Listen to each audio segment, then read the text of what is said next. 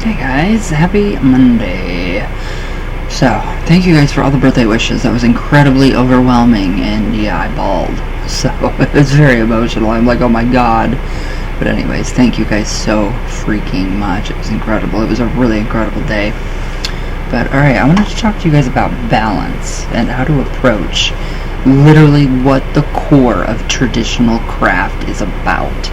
Because a lot of people I see, I just keep saying it over and over. I smell something burning. Oh, I have a candle going. Duh. Alright. Like, I smell something burning, and then I have a candle going, so. Alright, this is some interesting information that I really want you guys to understand about balance. So when we have balance, when we're in complete balance, it's stagnant, where we have nothing, we can't move, we can't change, we can't learn, we can't grow, we can't acquire more knowledge. So the whole concept of, everything being in complete balance and being connected, nope, not in traditional craft. And it's really interesting. I love these theories. Well, it's a lot older than pretty much almost any religion that you can possibly imagine. So they're not theories. I mean, they've been put to the test, and they've actually been proven. So, alright, so we all know that witchcraft is not a nature-based fertility religion. That is modern pagan Wicca and a different thing entirely. This is completely nothing to do with Wicca. So, true witchcraft is the approach and the apprehension of, even the union with, the divine powers of the universe, imaged as gods. So, that's what we do. We approach the powers, and we let them in, and we learn, and we grow, and we mingle, and we let them, just teach us. And you never speak your patron's name, ever. So, now, this is actually achieved by practicing the comprehension of the mysteries as understood by our ancestors, as being the mysteries that surround life and death and all that is in between. So it's a lot of inner work, and it's a lot of being with, the energies outside and the powers that we, come from the earth and from, the stellar constellations and, that type of thing. So all things begin with, obviously, the land. Everything comes from the land, even the gods and the goddesses. On which we stand and from which we all ultimately come. So, now this is also true of the gods. They have their beginning or being within the spiritual fabric of the sacred land itself. So, being originally conceived of this as being one and the same thing makes a lot more sense. Finally, however, they transcend this origination and also have their being in the realms of the stars and the dark spaces beyond and in between them. So everywhere. I love it. So the craft is concerned with knowledge, power, wisdom, and understanding, and the the mastery of these within the individual. So as such, witches acknowledge higher sources of knowledge, power, etc. Than themselves, and look to them for guidance, inspiration, and tuition. So it's very different than a lot of these New Age practices, and I keep seeing all these New Age practices pop up everywhere, and I'm like, oh my god. But anyways, now in practice, this is achieved by various trance techniques or devotional exercises. So literally, the entire time that you're on your path of traditional craft, whatever path you're on, but specifically this path, traditional Cornish craft, you're learning. So when we become completely balanced, we're in a state of nothingness. We can't move, we can't grow. So that's why it's not, there's nothing can be in balance all at once, or we wouldn't have growth. So that put them in the way of these powers, and hence enable them to partake of the same energy, if only for a short while. So the powers are generally conceived of in the forms of the gods of the different cultures that have inhabited the British Isles. So as individuals, and not as part of some vague, transcendent being, as often encountered in modern pagan practice. So the gods are separate. There's different gods and goddesses. They're not all the same. They're not all one. We're not all connected. Now, like other modern traditions, however, these powers are conceived of as gods and goddesses, but are not generally given individual names when discussed, being referred to just as him or her, the old lady and lass, or the dame and the lord. Now, indeed, these titles are used in group practice also. So on an individual level, however, each crafter would normally be dedicated to, or actually, take as their tutelary patron, an individual named deity.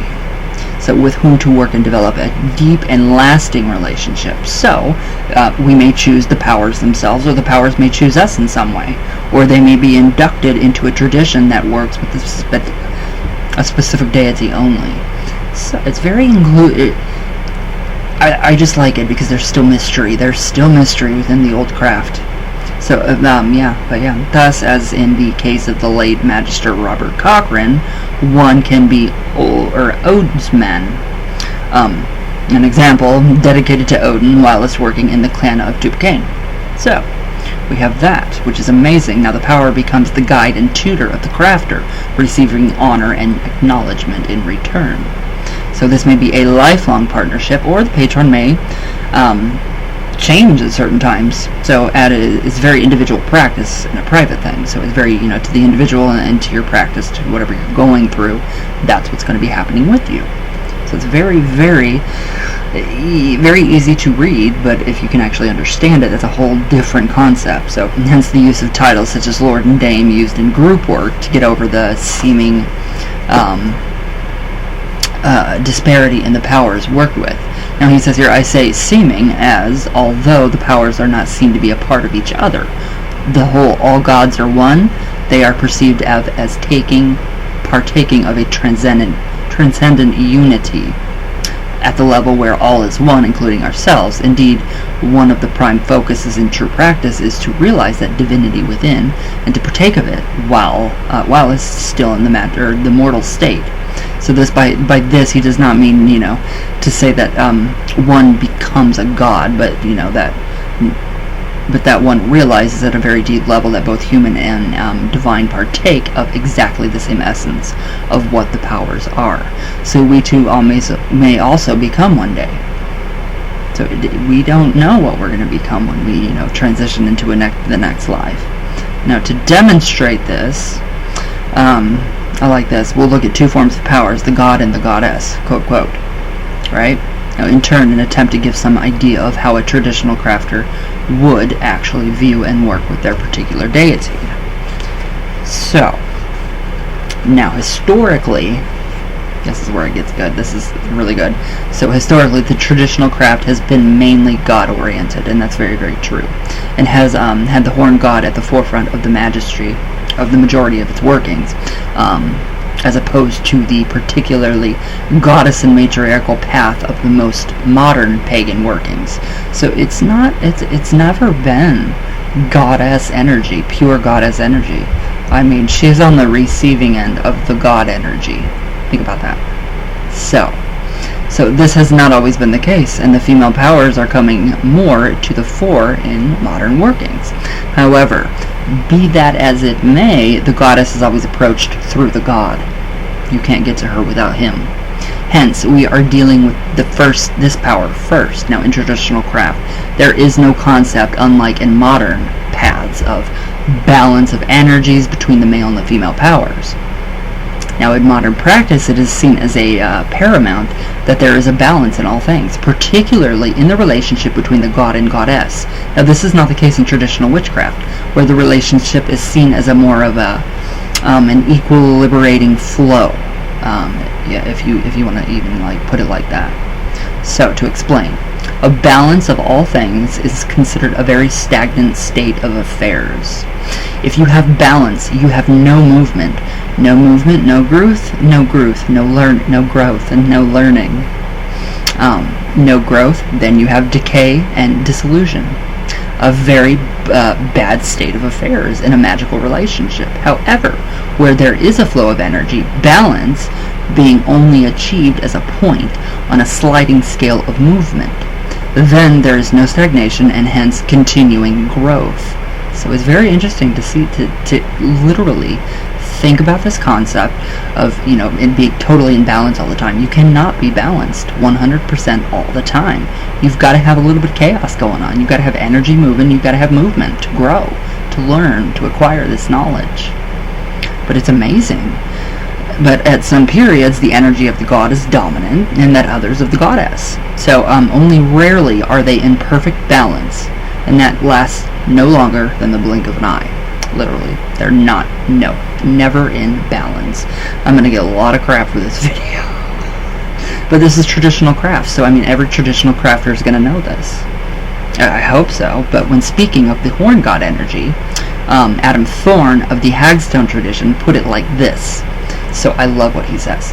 Now, he says this: I appreciate that it's all raving, ripping, rapping, and rending, but that is the male mystery. That is what the male mystery is all about.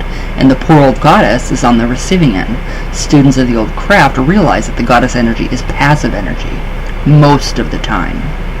So now, although acknowledged as being as not being a traditional craft, Aleister Crowley's hymn to Pan is suggested as a good starting point in familiarizing oneself with God energies, as viewed in the old way.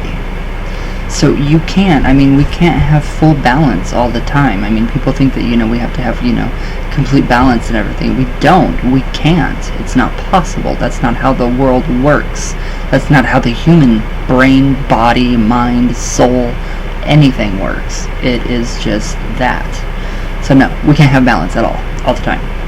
Or we would just be, it would really suck to not have this flow of energy, to the ebb and the tide of the waves, and, the emotions. We would just be in a state of, nothingness. If we were completely balanced, we would have no purpose. We would have no reason to go forward with anything, literally. So why would you want to be completely balanced? You wouldn't learn anything. You would not learn. So, that would be no more imparting of knowledge, from the gods, the goddesses. But yeah, and I like the whole concept of, they're separate entities, and of course they are. So the god, the guises of the god, and I like this. This is amazing. So, I approach, and a lot of Christians can probably really, this is older than Christianity, like by millennia. So this is a pretty interesting little guises of the god. So a lot of people will kind of be familiar with this. Now, this one particularly. I approach from the east, rising in glory, the shining child, crowned in fire and light. Yet also me, man, who bears the flame and bestows the spark, cunning in craft and artifice, the smith, who shoes the fiery mare. I come from the south, powerful in majesty, the horn man of the wild and untamed places, who will express your darkest secrets to the path of day, or to the light of day, and howl with delight as I take my pleasure in your flesh. Yeah, those secrets that people hide are going to be, poof, exposed by the god. So, I appear in the west, wise in knowledge, cloaked and hooded I stand at the crossroads, beckoning those that dare to cross the threshold and descend into the hollow hills to meet with the dead. I stand at my end and am born in the north, Omega at Alpha, the beginning and the end. So we see where, we can see where Christianity plucked everything from paganism and old paganism and old traditional witchcraft. So it's pretty interesting. Now, Lord and Father of all, first created from night. I am the initiator and the reaver, the clutcher of souls, and the guide. I give and I take for her sake. So there's quite a bit of mystery in those little passages. So what do you guys think? What do you guys think? What is your idea of balance? Why do you guys think that we have to have a complete good balance going on at all times? That is the thing with the manifestation world and the New Age stuff. Trying to be completely balanced all at one time, and it doesn't work that way because it fails. You'll fail. You'll just flop. But I like that. I had to share that with you guys. It was really, really, really incredible. It was really profound for me last night to actually, read that. And I'm thinking, okay, so, all along, I'm thinking, yeah, okay, we're all connected. Of course we're all connected in, some shape, way, or form. But again, we're not. we have to have that, constant flow of energy so we can keep learning and we can keep growing and we can keep, experiencing these wonderful things. So, I mean, life happens. And that's basically, you've got to go within and you've got to work with those powers, and you got to get to know them, and you've got to build a rapport with them. So it's pretty interesting to think about. It's very interesting to think about. I thought about last night the ecosystem. What happens if, say, mosquitoes completely vanished from the earth? We would all die. We would not exist. It would cause such a catastrophic event. We wouldn't exist. So if mosquitoes went, so do we. Bees go, so do we. So we are actually connected in some ways, in shape and form, but I mean, it's not what the modern, paganism movements and the modern Wicca stuff tells you. But alright, guys. I hope you guys enjoy. Let me know, guys, what you guys think about the whole balance aspect. And I will see you all tomorrow. So I hope you guys have a good day. Stay cool. It's really freaking hot. But yeah, I love you guys, and thank you guys for all those birthday wishes. That was incredible. I was like, oh my god, I'm overwhelmed. But it was just pure love. So I love you guys with all my heart. All the way from Venus, always. All the way back down. And I will see you guys tomorrow. So please be safe, stay healthy, all that good stuff. Don't be peacing out on me. And I love you all very much.